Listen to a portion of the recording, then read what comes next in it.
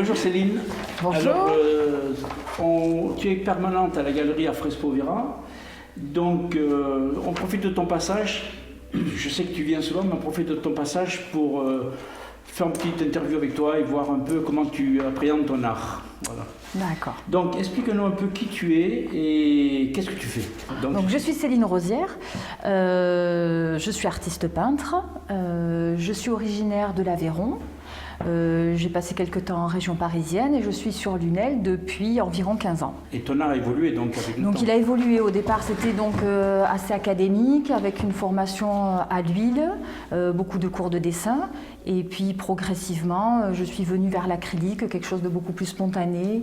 Et voilà, j'essaye de trouver mon style, des choses qui me touchent. Donc c'est pour ça que j'en suis arrivée à ce travail autour du personnage qui était si traité. Tu as des œuvres préférées, tu as un thème déjà, je vois. Ben, disons que ma peinture, alors elle est déjà figurative, assez onirique, elle touche à l'imaginaire de manière générale, et elle s'articule en fait entre la relation entre un personnage et un objet.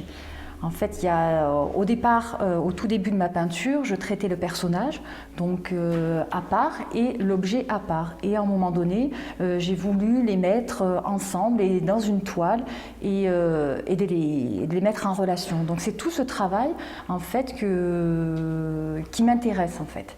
C'est comme une mise en scène, comme une histoire à chaque fois qui est racontée. Donc cet objet, il a pris forme, il prend forme dans les mains du personnage. Alors au départ, il était assez imposant, il était peut-être au départ assez mécanique et puis petit à petit il a pris vie. Le personnage au départ, il l'observait, donc il ne savait pas d'où il venait, qu'est-ce que c'était. En fait c'est ça, ces interrogations.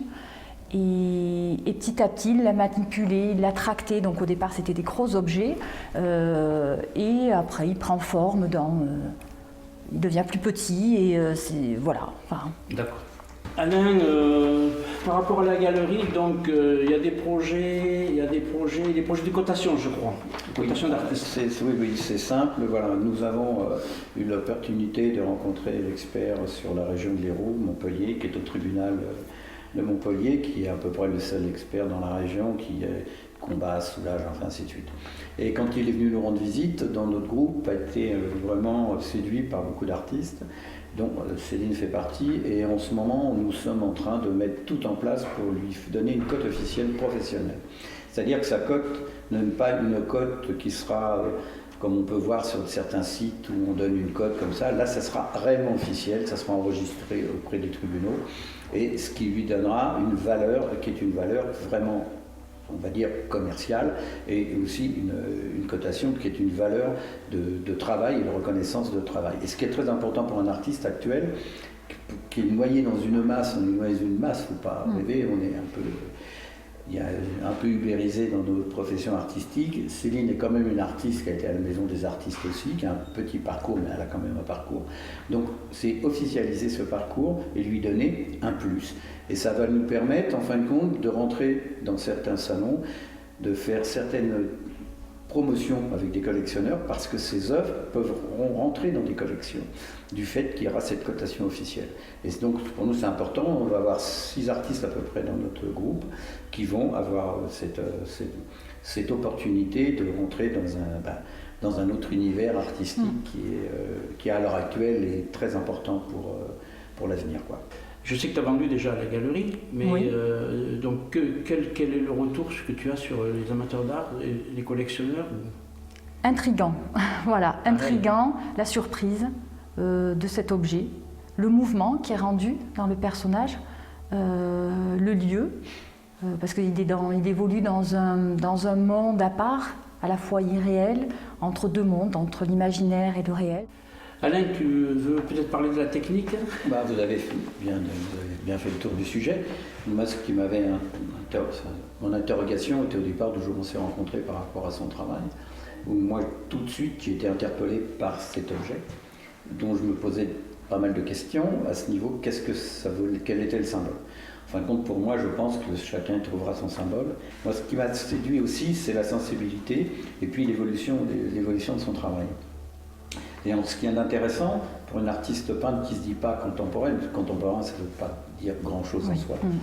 Grand-chose contemporain, on est contemporain, donc tu es contemporaine au niveau de ta peinture. Donc déjà, c'est ce côté de discours, c'est cette histoire que tu amènes.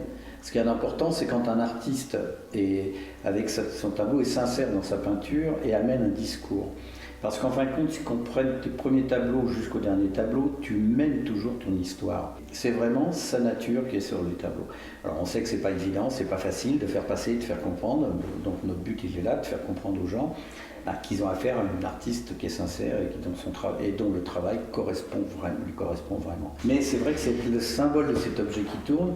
Moi je sais que sur chaque tableau, je rentre dans une histoire différente. L'objet me permet en fin de compte devient un support pour m'interroger et m'obliger à approfondir le tableau. Voilà. Ok, merci Céline d'être passée à la galerie à Frespo Vera. Merci à vous. Et on espère te revoir régulièrement. Oui, merci.